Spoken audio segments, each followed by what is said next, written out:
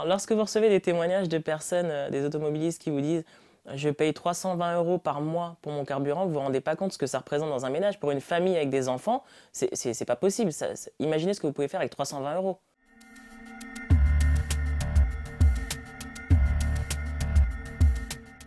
Alors j'ai lancé une pétition qui s'intitule pour une baisse des prix du carburant à la pompe, lorsque je me suis rendu compte que ma facture de carburant augmentait de plus en plus depuis l'année dernière. J'ai fait quelques recherches pour savoir un petit peu de quoi était composé le prix du carburant et je me suis rendu compte à ce moment-là que les taxes y étaient pour beaucoup.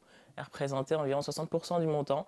J'ai les retours de témoignages de personnes qui disent que le budget alloué au carburant est juste énorme pour eux. Lorsqu'on est en banlieue ou en province, les zones rurales, on n'a pas d'autre choix que de prendre le véhicule pour certaines situations. Donc en gros, c'est la facture obligatoire, quoi. Les mesures d'accompagnement, pour moi, elles ne sont pas significatives ou elles ne sont pas en tout cas visibles de notre côté. Pourquoi pas désengorger les grandes villes en favorisant le télétravail? Il y a beaucoup de métiers qui ne nécessitent pas du tout qu'on soit sur place et la plupart des gens qui sont en banlieue travaillent à Paris.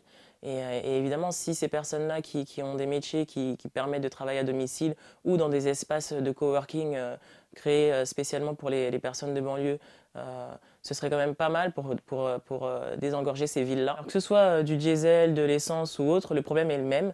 Moi, je suis pour avoir un carburant plus propre.